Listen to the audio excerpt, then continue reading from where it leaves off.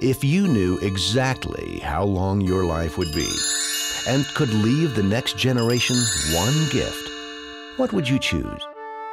In 1917, 22-year-old Private Philip Edwards has this premonition and makes his choice in the children's book One April in Boston, The Gift of the Spyglass.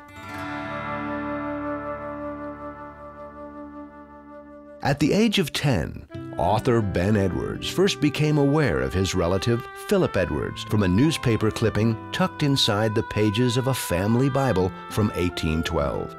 It contained the text of a farewell letter Private Edwards wrote to his parents before going over the top into action in France in World War I.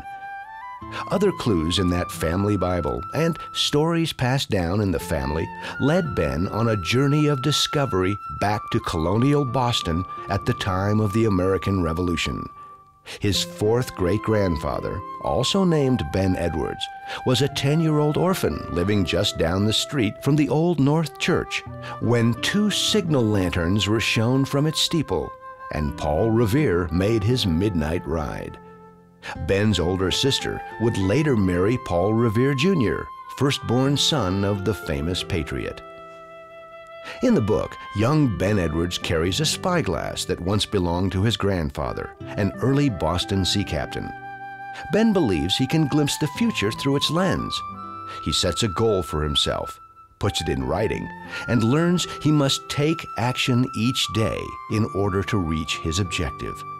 This gift of the spyglass gets passed down in the family from one generation to the next, and the story journeys through a timeline of American history that includes connections to the Civil War, Abraham Lincoln, and World War I. It's summer 1905 in the small Connecticut town of Naugatuck.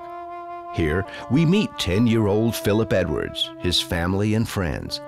Phil carries the ancestral spyglass and in 1909 takes it with him on a trip to Boston with his grandfather to verify the family stories he's so often heard. 8 years later, before heading off to war, Phil gives a locket to his sweetheart Ella and leaves a package with his grandfather to remain unopened until his return from battle. With his destiny at hand, the time has come for Philip Edwards to pass on his gift, and he does it in an emotional way.